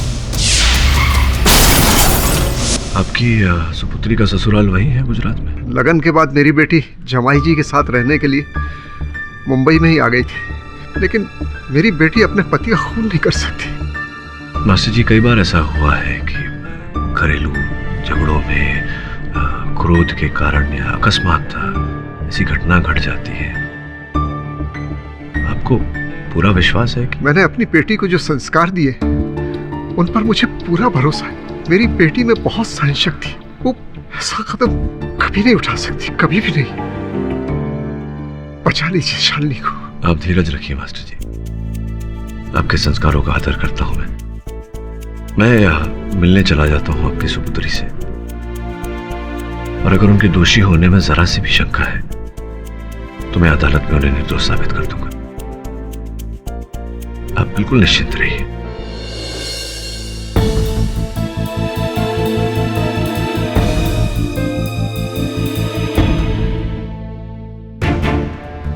उनके पति हेमांग जी की करतूत है, रोज मारना गाली देना उनका स्वभाव था। दाते तो शालिनी जी के धैर्य की।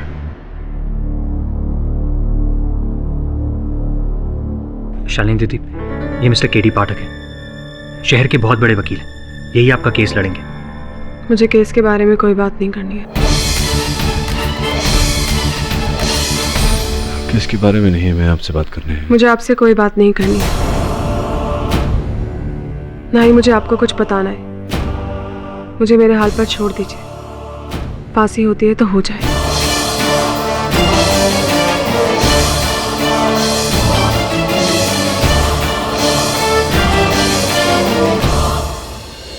सॉरी सर, इसलिए कह रहा था कि इनसे मिलने का कोई फायदा नहीं होगा। जब पुलिस ने इन्हें गिरफ्तार किया तब ये चुप थी, खून का इल्जाम लगा तब भी। लेकिन सर, मुझे पूरा यकीन है ये निर्दोष है। अपने इस यकीन को प्रमाणित कर पाएगा वरुण? यकीन शब्द का प्रयोग सोच समझ कर करना चाहिए। मुझे लगता है इनकी चुप्पी के पीछे कोई बहुत बड़ा रहस्य है। योर ऑनर, वैसे देखा जाए तो ये केस ऊपर से बहुत ही सिंपल है। हेमांग त्रिवेदी जो मार्बल और टाइल वगैरह के डीलर थे, वो 23 मार्च की रात को हैप्पी डाइनिंग हॉल के पार्किंग लॉट से अपनी गाड़ी में बैठे और वहां से निकले। रास्ते में उनका एक्सीडेंट हुआ, गाड़ी भी जल गई और उनके साथ हेमांग, वहीं पर उनकी मौत हो गई। आसपास खड़े लोगों का कहना यह है कि उन्होंने अपनी कार का संतुलन खो दिया और उनका एक्सीडेंट हो गया। लेकिन बात कुछ और है योर ऑनर, एक्सीडेंट की वजह भी कुछ और है। हाँ, उस बात पर मैं बाद में रोशनी डालूंगा, लेकिन उससे पहले हेमांग का बैकग्राउंड जानना हमारे लिए बहुत जरूरी है और इसके लिए मैं हेमांग की बहन कृपा परमार को कटघरे में बुलाना चाहूंगा। जय श्री कृष्ण बे। जय श्री कृष्ण। हेमांग के बारे में कुछ बताएंगी आप? बहुत अच्छे थे, बहुत ख्याल रखते थे वो मेरा। मैंने तो सुना है कि वो बहुत गुस्सा वाले थे, बहुत गाली गलौज करते थे वगैरह वगैरह। झूठू बोलो छे, झूठ बोल रही है ये। वो बहुत अच्छे थे। उन्होंने मेरी और अविनेश की शादी करवाई। मेरे माता पिता इस शादी के खिलाफ थे, पर भैया ने मुझे और अविनेश को अपने घर रखा। अगर वो ना होते तो मेरी और अविनेश की आज तक शादी ना होती। तो शालिनी जी के साथ उनको प्रॉब्लम क्या थी? प्रॉब्लम भैया को नहीं, इसे थी। मैंने कई बार इससे पूछने की कोशिश की, पर मुझे कभी कुछ नहीं बताया। आप ही पूछ लीजिए, चाहे बता दे आपको। लेकिन इतना बोल सकती हूँ कि गलती इसी की थी। एक मिनट, इतने यकीन के साथ आप कैसे कह सकती? देखिए, भैया रोज शॉप पे चले जाते थे और ये मैडम, इसके तो पैर घर में टिकते ही नहीं थे। कभी शॉपिंग, कभी डॉक्टर, तो कभी कुछ और। किसी ना किसी बहाने ये घर के बाहर ही रहती थी। मुझे तो लगता है कि इसका जरूर किसी ना किसी के साथ चक्कर होगा।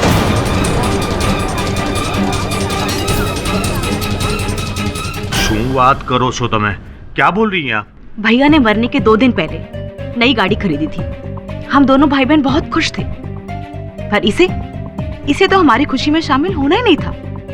आई आधे घंटे बाद हाथ में सब्जी का थैला लिए हुए। भैया, आज मुझे ना आप पे बहुत गर्व है। आपने ये नई कार लेके ना अपना सपना पूरा कर दिया। बहुत खुश हूँ मैं आपके लिए। आप देखना, चुन चुन की चीजें लेके आई हूँ, सजाऊंगी इनको। दूर खड़ी रही मुंह फुलाए हुए। सबरी तो सिर्फ एक बहाना था।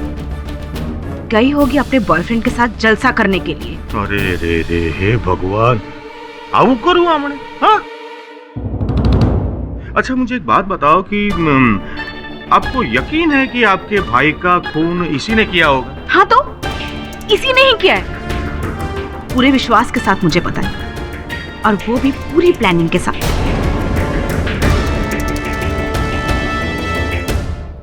और उनके पास योर ऑनर वजह भी थी, क्योंकि शालिनी जी के अफेयर के बारे में उसके हस्बैंड को पता चल गया था।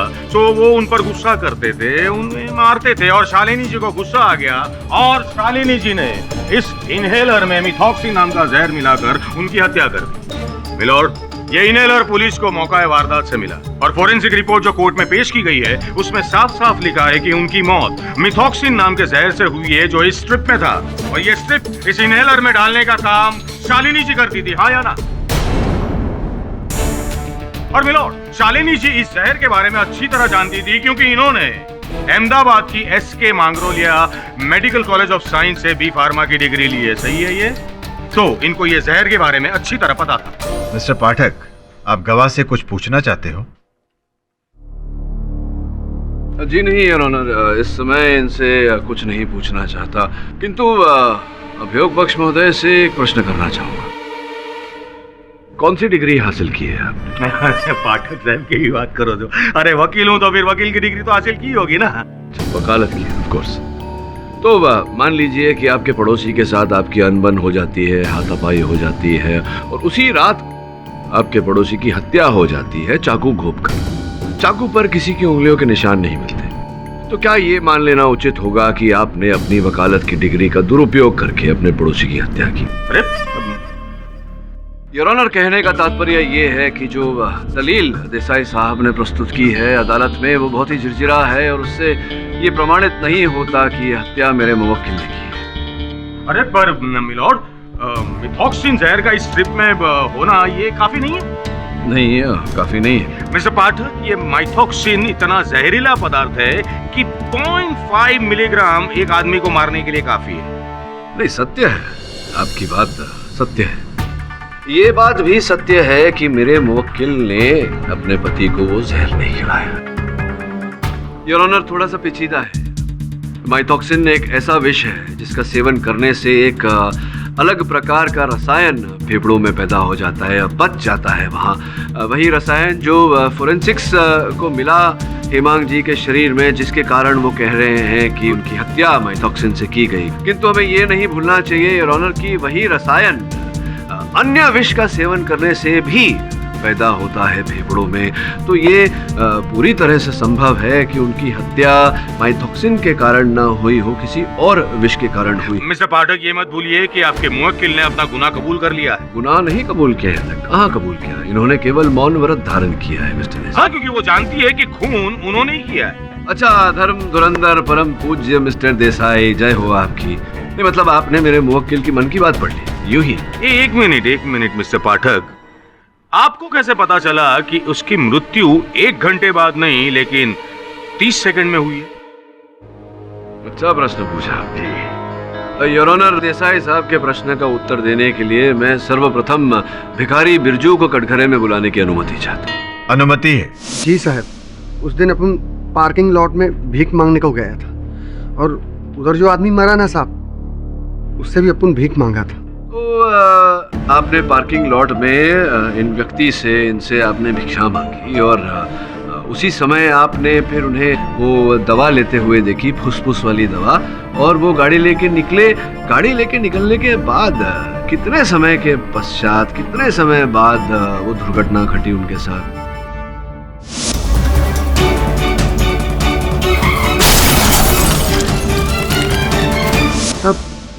ऐसा कुछ तुरंत हुआ साहब। तुरंत मतलब वो गाड़ी लेके निकले और आपने वो धमाके की आवाज सुनी? हाँ। 30 सेकंड के आसपास होगा।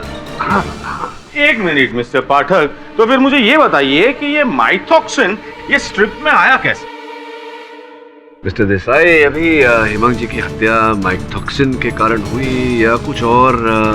माइथॉक्सिन स्ट्रिप में मेरी मुवक्किल ने रखा या किसी और ने, यही तो प्रश्न है। इसीलिए मैं कहता हूँ हमेशा कि जो दिखता है वो होता नहीं, जो होता है वो दिखता नहीं। हो सकता है इस केस में जो दिख रहा है वो ना हो और जो नहीं दिख रहा है वही हो। इसी कुछ समझे आप? हाँ, नहीं मतलब समझे या नहीं समझे? नहीं, वैसे आपकी बातों से 2 बात समझ में आ गई मुझे। अच्छा, 2 बातें? हाँ, 2 बातें। एक पहली ये कि मिस्टर हेमांग की मृत्यु शायद इस माइथॉक्सिन की वजह से नहीं हुई है, और दूसरी बात ये कि कोई और भी है जो उसे मारना चाहता था। क्या बात है मिस्टर देसाई, क्या बात है। योर ऑनर, मैं समर्थन देता हूँ मिस्टर देसाई की दलील को। समर्थन देते हुए मैं माधव जी को कटघरे में बुलाने की अनुमति चाहता हूँ। अनुमति है। हेमांग जी प्राय आते थे आपके रेस्टोरेंट में? जी साहब, पिछले 1 साल से तो आते थे, हफ्ते में 1-2 बार। अच्छा, और जब आते थे तब उनका कोई निश्चित मनपसंद स्थान था बैठने का या जहाँ स्थान मिल जाए वहीं बैठ जाते थे? नहीं साहब, उनका एक फिक्स टेबल हुआ करता था, मैं ही चुने दारू सर्व किया करता था। दुर्घटना वाली थी जब वो आपके रेस्टोरेंट में आए और बैठे और आप उन्हें मदिरा परोस रहे थे। आपने उन्हें अपने दूरभाष यंत्र पर, अपने फोन पर किसी से वार्तालाप करते हुए सुना था। बड़े क्रोध में, गुस्से में थे वो, किसी से बात कर रहे थे। नहीं देखिए, केवल आपने नहीं, आपके अतिरिक्त कई लोगों ने वहाँ उन्हें देखा था क्रोध में बात करते हुए किसी के साथ। तो बेझिझक बताइए अदालत को, कैसा हुआ था या नहीं? हेमांग साहब किसी से फोन पर झगड़ा कर रहे थे। अच्छा। गुस्से में गाली भी दे रहे थे, यहाँ तक कि उन्होंने मारने की भी धमकी दी थी। तो जान से मार देने की धमकी भी दी थी? किसे धमकी दे रहे थे वो जान से मार देने की? अब उनको कैसे पता चलेगा साहब? अभी देखिए, मुझे पता चल चुका है। वो भी जरा सी सहायता मिली आप ही के दूरभाष यंत्र की सूची से, आपके मोबाइल फोन रिकॉर्ड से। ये देखिए, आप ही का नंबर है ना ये? आश्चर्यजनक बात है माधव जी कि एक वेटर और ग्राहक के अतिरिक्त और भी संबंध था आपका हेमांग जी के साथ।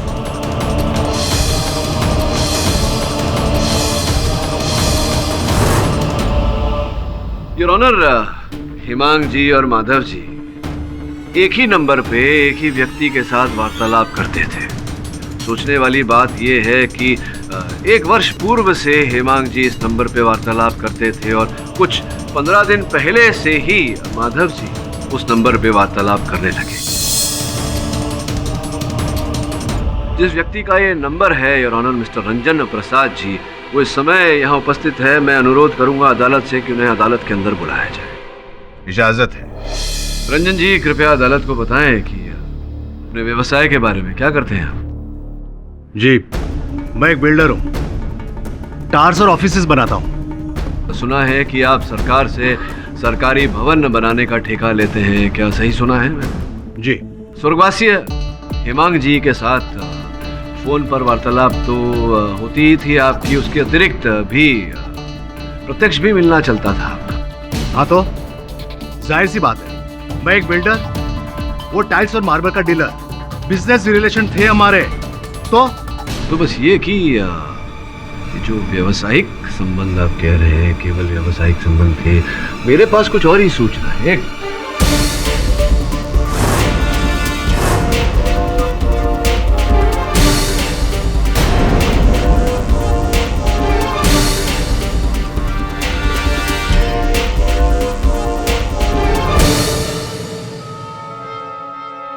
हाल में 15 लाख रुपए आपने दिए थे हेमांग जी को। कैसा बेहुदा सवाल है।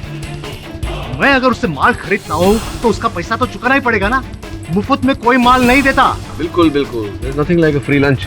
लेकिन ये देखिए, माल तो केवल 5 लाख रुपए का रिसीव किया था आपने, उसके लिए 15 लाख रुपए आपने दिए। कहीं आपके आदमियों से भूल तो नहीं होगी माल गिनने में? Objection your honour. कोई कितने का माल कितने में बेचता है वो पर्सनल इशू है। ये मिस्टर हेमांग और रंजन जी की आपस की साठगांठ है। योर ऑनर, रंजन जी और हेमांग जी के बीच की साठगांठ में अदालत को विस्तार में वास्तविकता में हेमांग जी मार्बल और टाइल के व्यापारी थे ही नहीं, वो रंजन जी के मोहरे थे।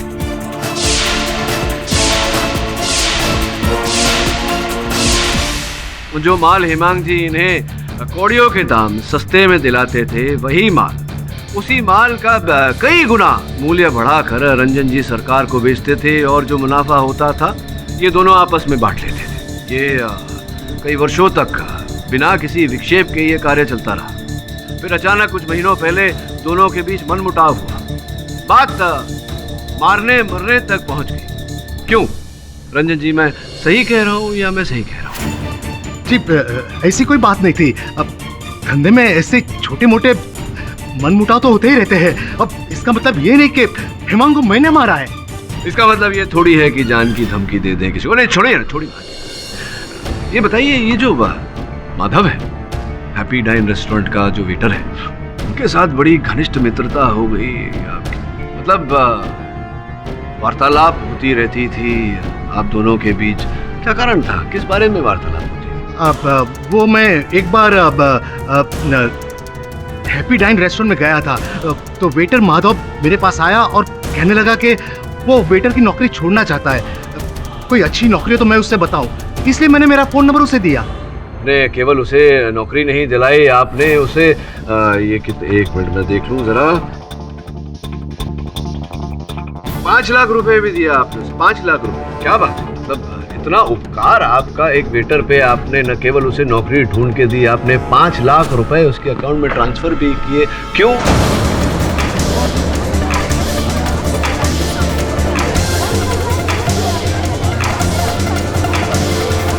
तो क्या ये मित्रता थी, आपकी दया भावना थी, या आप किसी विशेष कार्य के लिए उसे ये रुपए दे रहे थे, सुपारी के तौर पर किसी की हत्या करने के लिए? बोलिए ना, जी हाँ, मैंने पेटर माधव को सुपारी दी थी हेमांग को मारने के लिए।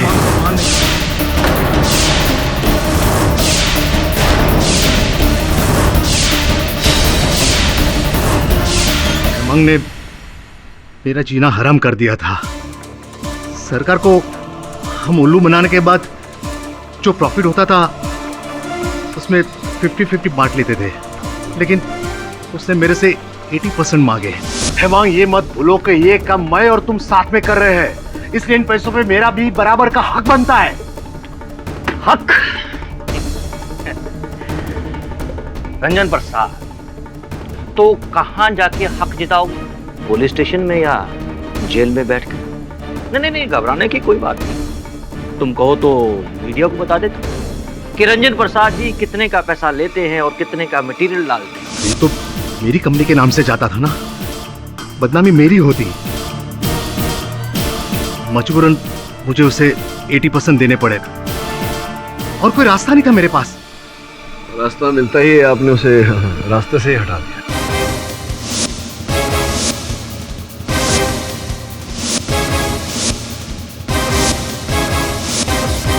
बोलिए ना, आप तो सत्य बोलिए। जी हाँ, मैं जानता था कि हेमांग अक्सर हैप्पी डाइन रेस्टोरेंट में जाता था और ये माधव वेटर ही उसे ड्रिंक्स सर्व करता था, इसलिए माधव को पैसे देकर मैंने उसके ड्रिंक्स में जहर डालने के लिए मना लिया। मैंने हेमांग साहब को नहीं मारा सर, वो तो 5 लाख की लालच में मैंने रंजन साहब से झूठ बोला था।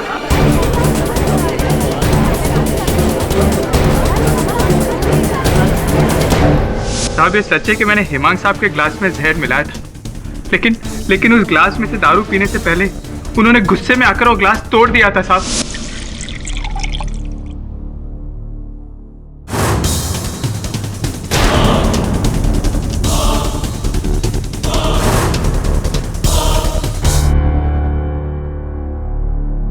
बेटा। जी सर। इसमें आइस क्यों नहीं है? अब सर अभिला ले लीजिए सर। सॉरी सर, आपने दूसरा बनाता। माँ कसम, मैं सच कह रहा हूँ। वहाँ पे जितने भी लोग थे आप उनसे पूछ सकते हैं। अब मेरे मैनेजर साहब जिन्होंने मुझे डांटा था, आप उनसे भी पूछ लीजिए। मैं बेगुनाह हूँ साहब। मिलॉर्ड, माधव ने तो अपनी बेगुनाही साबित कर ली, लेकिन बचाव पक्ष अभी तक अपनी मुवक्किल को बेगुनाह साबित नहीं कर पाया। योर ऑनर, अभियोग पक्ष भी अभी तक ये प्रमाणित नहीं कर पाई है कि मेरी मुवक्किल दोषी है। सिर्फ डिफेंस ही नहीं, प्रोसिक्यूशन भी कोई ठोस सबूत या गवाह पेश नहीं कर पाई जिससे यह अदालत किसी नतीजे पर पहुंचे। यह अदालत दोनों पक्ष को पुख्ता सबूत और गवाह पेश करने की हिदायत देती है। तब तक के लिए यह अदालत स्थगित की जाती है। The court is adjourn. बोले।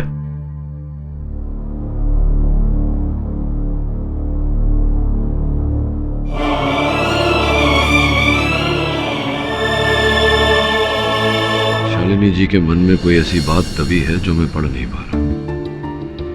बस अब अगर शालिनी दीदी बोलेंगी नहीं तो अपन उनकी मदद कैसे कर सकते हैं? तुझे शालिनी के घर जाना होगा। शालिनी दीदी के घर? पर वो क्यों? क्योंकि वो हेमांग का भी घर था। लेकिन हाँ सर, लेकिन मुझे वहां ढूंढना क्या होगा? सर मुझे सवाल ही नहीं पता और आप मुझे जवाब ढूंढ कर लाने को कह रहे हैं। कभी कभी उल्टा भी सोचना चाहिए। तू वहां से मुझे उत्तर ला कर दे, मैं उन उत्तरों को उनके तद अनुप्रिय सवालों के साथ जोड़ूंगा, प्रश्नों के साथ जोड़ूंगा। समझिए? Hi sir. क्या ले आए? सर कौन सी चीज इंपॉर्टेंट है कौन सी नहीं कुछ समझ में नहीं आ रहा था, इसलिए सब कुछ ले आया।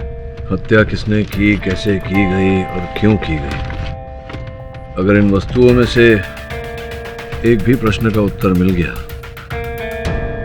तो इस केस की अगली कड़ी तक पहुंच जाएंगे। सर ये देखिए, हेमांग जी और उनकी नई गाड़ी। वैसे पति की नई गाड़ी खरीदने पर शालिनी जी के मुख पर इतनी प्रसन्नता नहीं दिख रही। इतना मार खाने के बाद कोई कैसे खुश रह सकता है सर? बेचारी शालिनी दीदी। ये क्या है? कृपा गाड़ी में एयर फ्रेशनर लगा रही है। इनके मुख पे अधिक प्रसन्नता दिख रही है।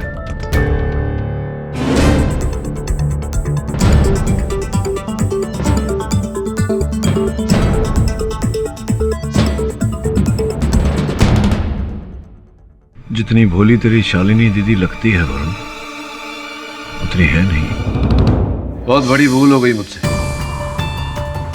जो एक अपराधी को बचाने का प्रयास कर रहा था। आप समझ गई होंगी मैं क्या कहना चाहता हूं।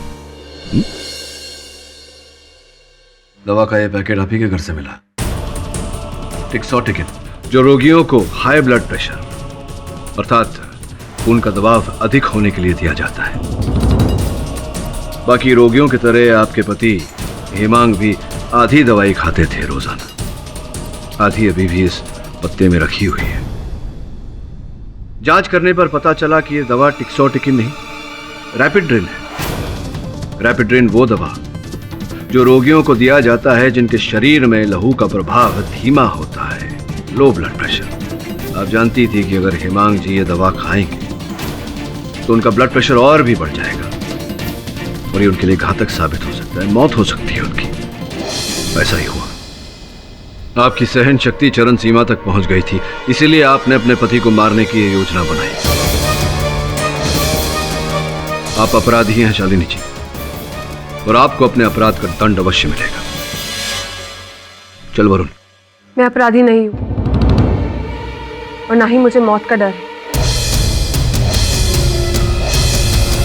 शादी के बाद 1 साल से मैंने हर पल मर मर कर जिया है। जिस रात हेमांग की मौत हुई उस दोपहर भी उसने मुझे बहुत मारा, बहुत पीटा, बहुत गालियां दी मुझे और मेरे बापू को, मेरी मरी हुई माँ को। उनका क्या कसूर था? सही कह रहे हैं आप, बात सच में सहन शक्ति से बाहर पहुंच गई थी। और मुझे मुक्ति चाहिए थी। तलाक लेती तो गांव में बापू की बदनामी होती, तो ये रास्ता बचा था मेरे पास।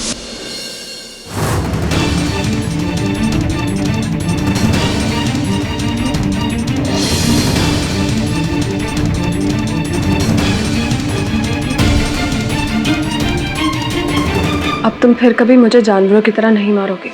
ये गोली तुम्हारे अंदर के राक्षस का इलाज करेगी। 1 साल सहा है तुम्हें, 1 रात और सही। क्या फायदा ऐसी पत्नी का जब घर में खाना भी ना मिले।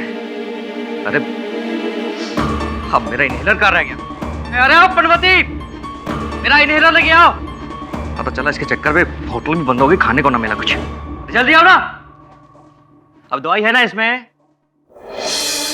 मनहूस कहेंगे।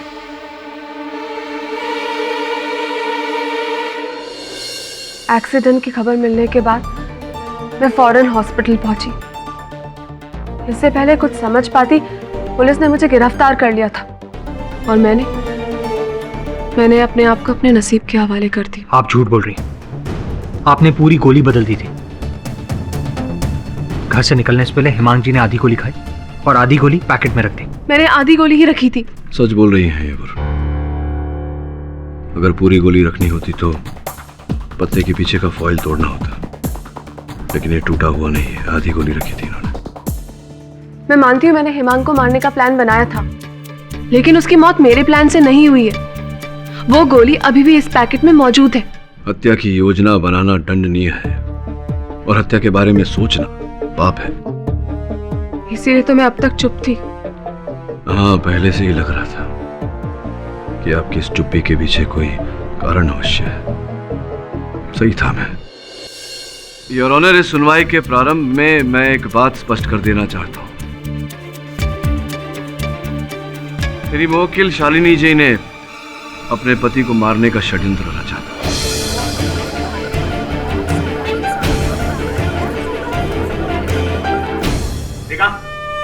देखा योर ऑनर? हाँ, मैं तो कीधु तो हरी गया ने केडी बापू। देसाई साहब, मैंने केवल इतना कहा है कि शालिनी जी ने अपने पति को मारने की योजना बनाई थी। ये नहीं कहा कि इन्होंने अपने पति की हत्या की है। केडी साहब, जब योजना बनाई तभी तो खून हुआ ना। जी नहीं, अंतर है। हत्या किसी और ने की है। मिस्टर पाठक, साफ साफ कहिए। योर ऑनर, शालिनी जी के पति इन पर शारीरिक और मानसिक अत्याचार कर रहे थे। जब इनकी सहन शक्ति टूटी तो इन्होंने अपने पति को मारने की योजना बनाई। जो दवा की गोली प्रतिदिन हिमांग जी खाते थे अपने रक्त के बहाव को धीमा करने के लिए, उसके स्थान पर अलग गोली रखकर ये उन्हें मारना चाहते थे।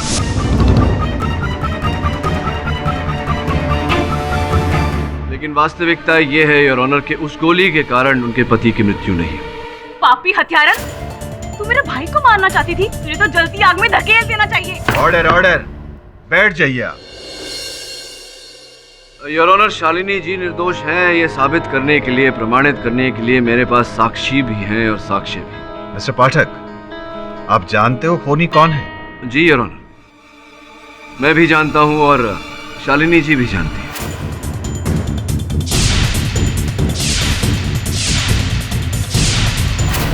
मुझे एक बात बताइए, अगर शालिनी जी को पता है कि खूनी कौन है तो फिर वो चुप क्यों रही?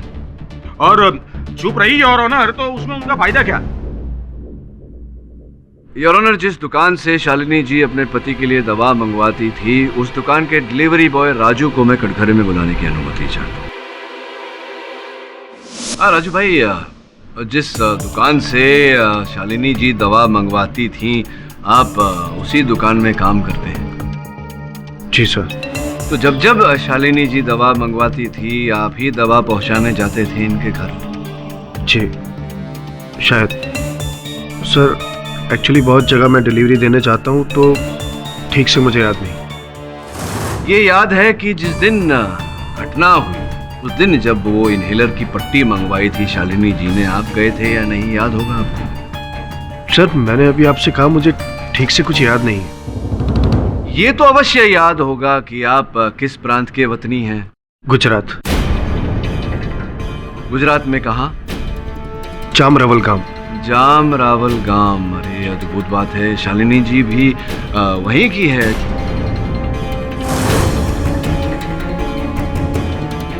कहीं ऐसा तो नहीं कि कौन से महाविद्यालय में शिक्षा प्राप्त की आपने?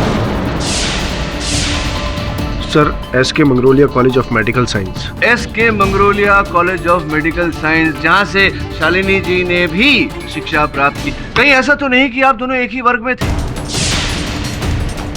कहीं ऐसा तो नहीं राजू भाई कि आपने 2 साल पश्चात ही पढ़ाई छोड़ दी हो और उसी महाविद्यालय से शालिनी जी ने अपनी डिग्री प्राप्त की हो? क्या सत्य है?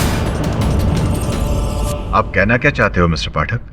अदालत को ये बताना चाहता हूँ योर ऑनर कि राजू जी और शालिनी जी एक ही प्रांत के हैं। दोनों एक ही विद्यालय में एक साथ पढ़ते थे, एक ही वर्ग में। दोनों के बीच में प्रेम प्रकरण चल रहा था, किंतु शालिनी जी के परिवार को यह संबंध स्वीकार नहीं था।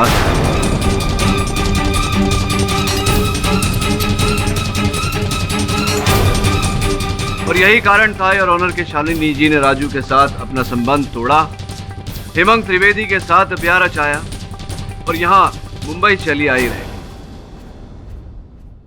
राजू भाई, राजू जी, आप कब आए मुंबई? सर, लगभग 3 महीने पहले। 3 महीने पहले? मतलब मुंबई आते ही आपने उसी क्षेत्र में नौकरी ढूंढ ली, काम ढूंढ लिया जहाँ शालिनी जी रह रही? जी सर। अरे कैसी औरत है तू? अपने यार के साथ मिलकर तूने मेरे महला को मार डाला। छी!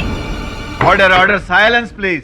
नहीं जज साहब, मैंने हेमांग को नहीं मारा और ना ही मेरा राजू के साथ कोई रिश्ता है।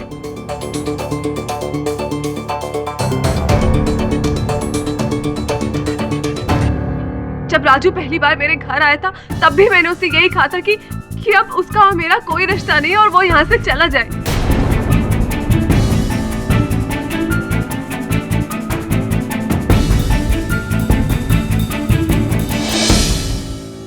सही कह रही हैं शालिनी जी सर। इन्होंने आपको कहा कि आप इनसे दूर रहें, पर आप माने नहीं बात को। जिस दिन शालिनी जी ने आपकी दवा की दुकान से वो पट्टी मंगवाई थी, आपने ऐसी पट्टी बनवाई जिसमें मिथॉक्सिन जहर मिला हुआ था और वही पट्टी आपने जाके इन्हें दी ताकि इनकी पति की मृत्यु हो जाए। सर, शालिनी की हालत मुझसे देखी नहीं गई, मुझे हिमांग पर गुस्सा आ रहा था सर। शालिनी की हालत मुझसे देखी नहीं गई, मुझे हिमांग पर गुस्सा आ रहा था सर।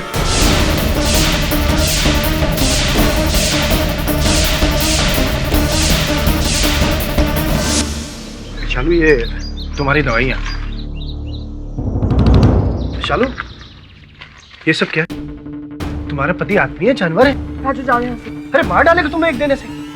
तुम चलो मेरे साथ, चलो चलो ना। देखो मेरी बात सुनो, मैं प्यार करता हूँ तुमसे, तुम भी मुझसे प्यार करती हो ना? राजू तुम जाओ यहाँ से। मेरे सवाल का जवाब नहीं, तुम समझो। शादीशुदा में अब भूल जाओ मुझे। राजू दोबारा यहाँ पर मत आना, तुम्हारा मेरा कोई रिश्ता नहीं है। चलो एक बार मेरी बात सुनो, सुनो ना। सर, मैं शालू से प्यार करता हूँ, बस इसीलिए उसे बचाना चाहता था सर। लेकिन आपने तो फंसा दिया शालिनी जी को। मतलब आप हत्या करने के बाद पुलिस के सामने आत्मसमर्पण भी कर सकते थे, लेकिन ये जानते हुए कि शालिनी जी पर हत्या का आरोप लगा है, आपने ऐसा नहीं किया। यही है प्रेम, प्यार आपका।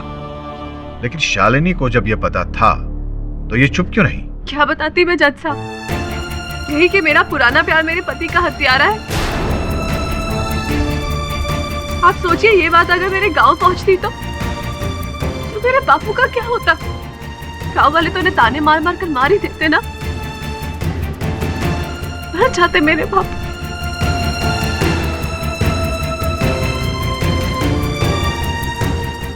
मर जाते वो।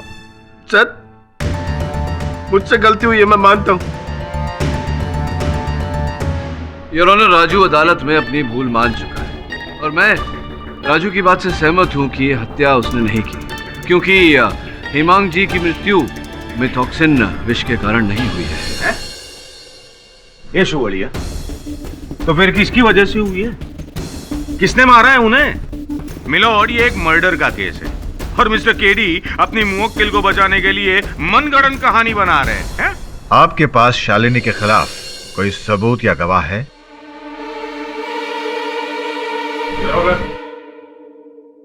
अदालत की पिछली सुनवाई के बाद हमने कार की फॉरेंसिक जांच करवाई, जो कि पहले नहीं करवाई गई। जांच के दौरान कार में एक अलग किस्म का जहर पाया गया। ये रही उसकी रिपोर्ट।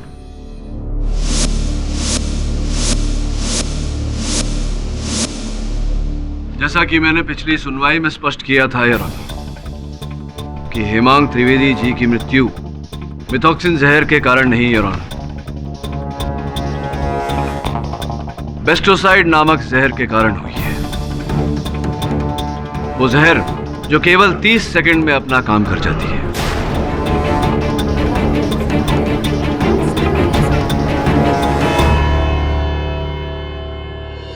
यह अदालत लंच ब्रेक के बाद कार्यरत होगी। जब लग रहा था कि केस अब सॉल्व हो जाएगा, तभी केस ने नया रुख ले लिया। 30 सेकंड में मौत हो जाए, ऐसा बेस्टोसाइड जहर हिमांग जी के शरीर में पहुंचा कैसे? 30 सेकंड उल्टी दिशा में सोचते हैं। ये बता कि मृत्यु से 30 सेकंड पहले हिमांग जी क्या कर रहे थे, कहाँ थे? अपनी कार में नहीं, शायद कार पार्किंग लॉट में थे।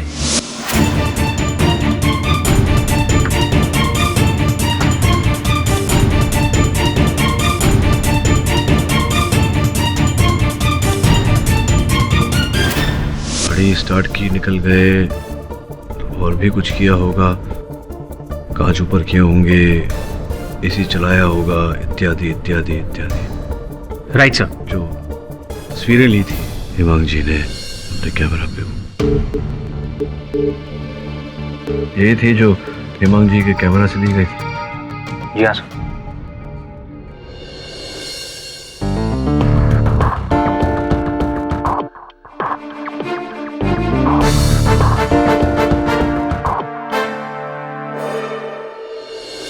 विचित्र बात है यार, एक व्यक्ति की हत्या करने के लिए 4 व्यक्ति तत्पर हो गए। बहुत कुकर्म किए होंगे हिमांग जी ने, जो इन लोगों के मन में उनके लिए इतनी घृणा पैदा हो गई। सर्वप्रथम राजू, जिसने इनहेलर की दवा में विष मिलाकर उन्हें मारने का प्रयास किया। द्वितीय वेटर माधव, जिन्होंने उनके शराब में विष मिलाकर उन्हें मारने का प्रयास किया। तीसरी, उनकी अपनी पत्नी शालिनी।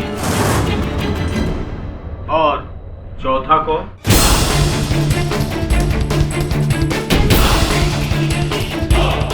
और चौथा को?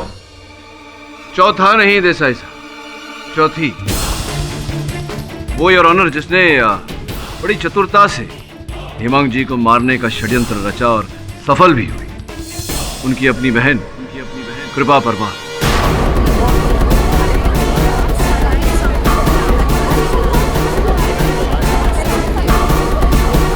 Order order, silence in the court please. मुझे क्यों? मैंने क्या किया है? ये बताइए कृपा जी कि आपके भाई साहब ने जब नई गाड़ी खरीदी, आप बधाई देने गई थी। हाँ तो यूं ही गई थी खाली हाथ या भेंट इत्यादि उपहार इत्यादि लेकर गई थी? सॉफ्ट टॉयज दिए थे गिफ्ट में।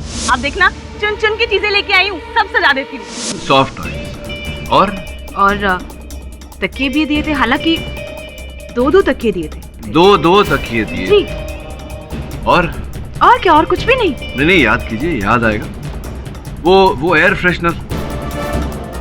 हाँ, वो आपके भाई साहब नई गाड़ी खरीदने की खुशी में उस दिन चित्र खींच रहे थे सबका। जी दिया था। और एक चित्र में आप वो एयर फ्रेशनर गाड़ी की एसी में लगाती हुई दिखाई दी। तो वो एयर फ्रेशनर आपने उसी दुकान से खरीदी थी जहां से बाकी वो सॉफ्ट टॉय, तकिए इत्यादि वहीं से लिया था। तो उस एयर फ्रेशनर में आपने बेस्टोसाइड नामक जहर कहां से डाला? ऐसा कुछ भी नहीं है, कोई जहर वहर नहीं था उसमें। जहर था कृपा। और ये मैं नहीं कह रहा हूँ, जज साहब की मेज पर जो फोरेंसिक्स की रिपोर्ट रखी हुई है, फोरेंसिक्स डिपार्टमेंट ने गाड़ी की जांच करने के बाद, उस एयर फ्रेशनर की जांच करने के बाद उसमें बेस्टोसाइड नामक जहर के अंश पाए हैं। आप ही लाई थी एयर फ्रेशनर, आप ही ने लगाया था। आप जानती थी कि आपके भाई को एज़मा है और वो एसी का उपयोग करते हैं। अब स्पष्ट है कि एसी का उपयोग करने के लिए गाड़ी के कांच ऊपर करने पड़ते हैं। आप जानती थी कि जैसे ही एसी चलेगा, पेस्टिसाइड उनकी गाड़ी में एकत्रित होगा। और उन्हें एज़मा तो था ही, उन्हें दिल का दौरा पड़ेगा 30 सेकंड के अंदर और वो परलोक सिधार जाएंगे। आप पर कोई संदेह नहीं करेगा, लोग ये कहेंगे कि दिल के दौरे के कारण आपके भाई साहब की मृत्यु हुई।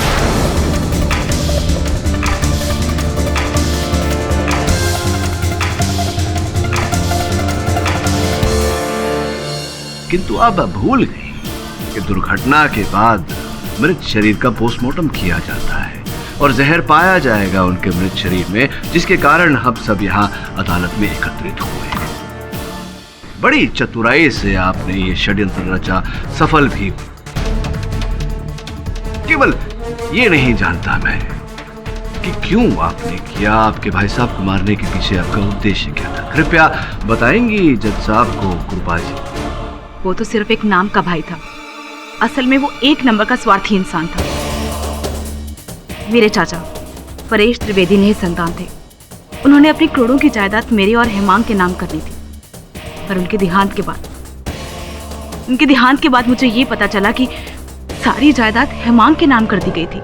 देखो बेटा, अगर आज मैं तुम्हें ये सारी बात नहीं बताऊंगा तो ये ठीक नहीं होगा। दरअसल जैसा तुम सोचती हो वो पूरा सच नहीं है। ये ठीक है कि परेश ने हेमंत के नाम प्रॉपर्टी की, लेकिन बेटा पहले वो तुम दोनों को आधा आधा देना चाहते थे।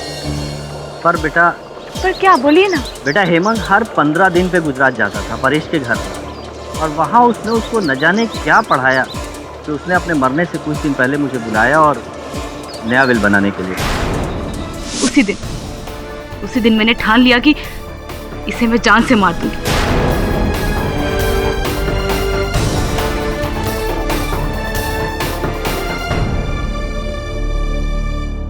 The defense, press. यह अदालत कृपा परमार को हेमांग त्रिवेदी की हत्या में दोषी पाते हुए उम्र कैद की सजा सुनाती है। राजू, रंजन और माधव को हत्या की साजिश रचने के लिए 5 साल कारावास में रखने का हुक्म देती है और शालिनी त्रिवेदी ने अपना गुनाह कबूल कर लिया है, इसलिए उन्हें 2 साल की कैद सुनाती है। The case is closed.